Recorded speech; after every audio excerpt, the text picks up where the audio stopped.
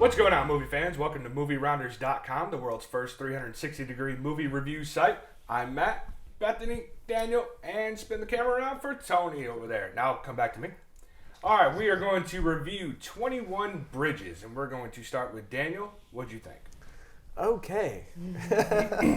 Well, it was an interesting movie. It's like you think, oh God, they're gonna.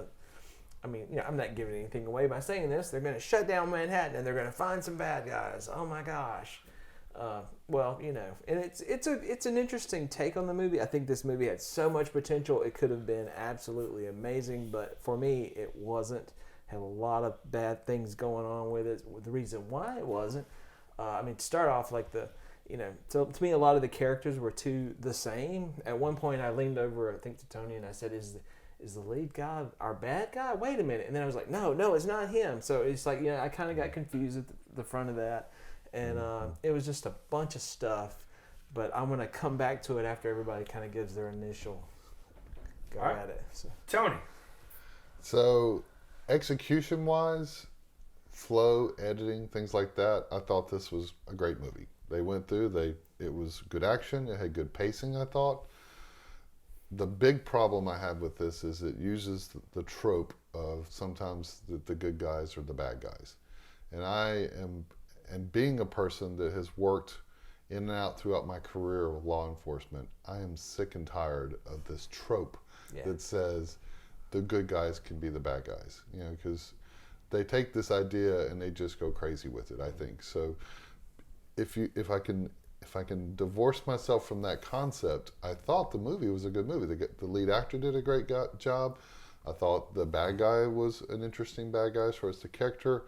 I see what you mean about some of the casting, how it kind of got a little confusing. It's a little muddled. But all in all, the execution was good. I'm just, throughout the whole movie, I'm thinking, I don't like it when people try to use that as a way to tell the story. So I was bothered by their choice of the way they did the plot. Mm-hmm. So if it wasn't for that, execution-wise, it's a great movie, but that part really got to me. I'm still mad about it. Bethany? So my biggest issue is that when I watch this movie, I'm looking at it the whole time, especially there's just one scene where I was just like, okay, well, they've just given away everything right there. You know how it's going to go from here.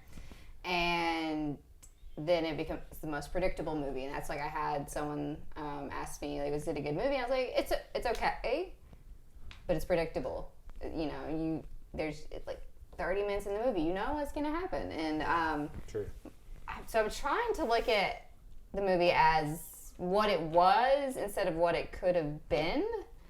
But it's so hard to do that because, correct me if I'm wrong, but I feel like the movie was marketed as having this like insane plot twist that we had never seen before or something like that. I mean, you've got the Russo brothers producing it, which love them, hate them, whatever your opinion is. But the marketing was about that. And so I instantly went with that, and I was like, okay, well, it's going to be, like, I'm waiting for this twist to happen, it can't and be the this twist obvious. is the most obvious thing in the world, and it's really just disheartening, because you feel like you're a deflated balloon, because everybody did really great in the movie. Chadwick Boseman, he carries the whole thing on his back. He's wonderful, yeah. He's great, and It's so obvious.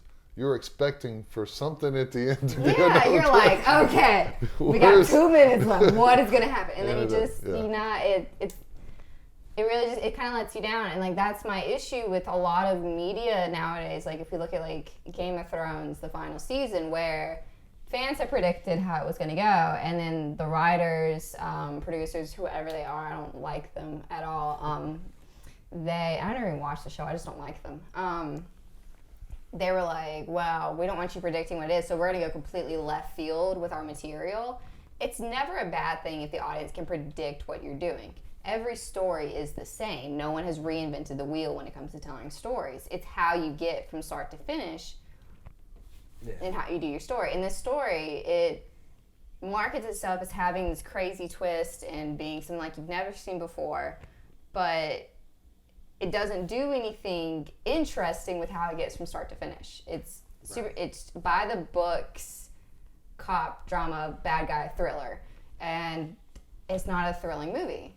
Everybody who's acting in this movie does a phenomenal job with it, and it's not a bad movie. It's not a bad script. It's just a letdown, and so it's really it's disheartening to watch it because it could have been so much more. And also, like, I don't think that the city of Manhattan would shut down every entrance in it for two guys who shot 7 cops. Like, maybe if there was, like, a bomb that went off or something, but I feel like just for 2 guys who shot 7 cops, like, nothing against cops or anything like that. My dad works for law enforcement, but, you know, it's... If you want to put your movie into realism, you have to still make it seem somewhat realistic, and I just don't see that ever happening. Yeah. You know, someone in New York's going to come on and flame me and say, like, no, that would definitely happen. Okay, bro. Whatever.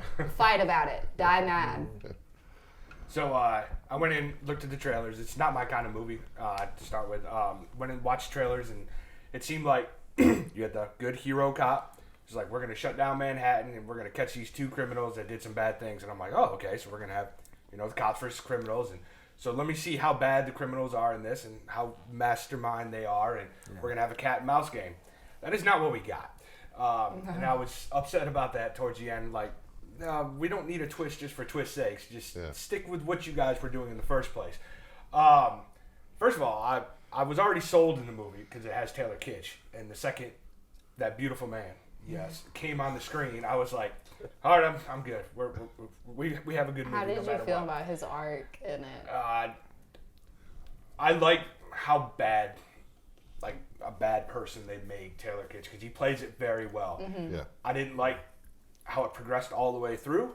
It was a throwaway. The stuff is, and I'm not going to spoil anything for you. I'm not going to try.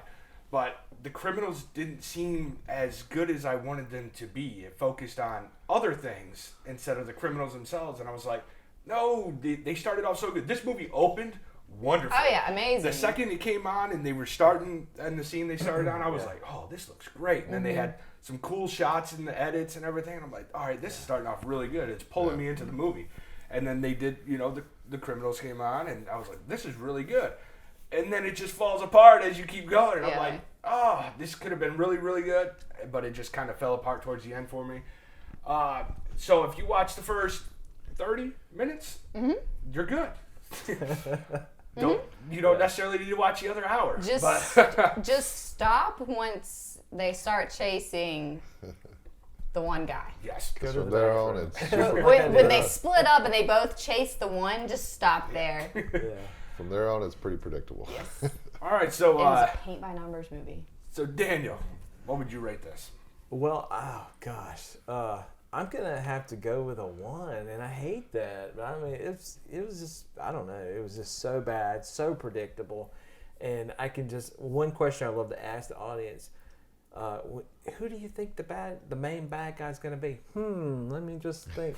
Who could that be? I mean, it's just so predictable. It's just like, and to me, that is predictability is the death knell. It's the knife across the throat. It's horrible. It kills the movie, and it just took me out of it. Depending on how they get there with the predictability, like I said. It's not bad if you can predict where something's going, it's how you do it. Yeah. But I mean, even in the trailer, and I'm not giving anything away when I say this, even in the trailer, the 4 cops show up at a place where there's money being laundering, but then I guess they try to twist you with something else, but then it's not really a twist, so it's bad. I mean, it's just, I love the main actor, though. He was brilliant. I want to see him in other movies. I love other actors in this movie, but this movie's just, no. All right, Tony? Did you give it a rating? You said 1. 1. Yeah. So imagine you forget it. Yeah. So for me, it's like it was well executed. There was scenes in it that I saw, not sure if it was just our theater, but I saw a lot of grain in the dark areas. Yeah. And as someone that works in video, that's something you've strived to never have. So I was really surprised to see it, and I don't know if that was on purpose or if it was just the look they were going for. I doubt it, because it's not something I would ever want to have, especially something if I was doing a feature film release. So maybe it was like set in the 70s or something to give it that effect, maybe, but like this I- is a I- modern. I Yeah, just it is, can't yeah. imagine releasing a movie and having that in it. So, but that being said, you know, it could be. There's 100 factors that it could have been why we saw that. So I'm not sure, but it did pull me out of the movie a couple times because I kept getting distracted by seeing the extra grain that was in the dark area. So I'm like, I was trying to ignore it, so I get back in the movie, but it kept pulling me out. The execution I thought was good. The actors I thought were good. The plot was super predictable, and it was just like she's saying, like you get 30 minutes in and you pretty much know what's going to happen. So it's like, all right, well, come on, we know what's coming. Yeah, up there you go. All right, one more. There you go. The All right, surprise thank is you. when will they do the predictable? Yeah, it's That's what it like Look at so. episode of I wish CSI. it wasn't so predictable. I wish it had some twists. The shutting down the bridges didn't bother me too bad because like, oh, that's interesting. That's a weird, you know. But it spin. didn't never come into effect. Like they Yeah, never tried to they go across never- the bridge. Yeah, they never. Other than Or they. swim the Hudson. Like if you're gonna do it, let's do it. Yeah, You're they right. That was the whole premise of it, and that literally gets about 2 minutes of the movie. So it's like, but it was an interesting catch on it, and I thought that kind of made it where it might be cool. But it really wasn't that good for me. For me, it's and because of it that it plays on the idea of law enforcement and that old trope that they're always the bad guys. It bothered me heavily. So for me, the best I give it's a 2. So. Bethany? Well, I, drum roll, am gonna give it a 0.5. Whoa. Hey. I did not Lowest like in our it. history. All right. I did not like it at all. I don't mind when movies are predictable. I mind when they're predictable and they're a letdown. And this is a letdown. The 0.5 is literally for Chadwick Boseman because he carried it. He Yeah. carried it, and it's just.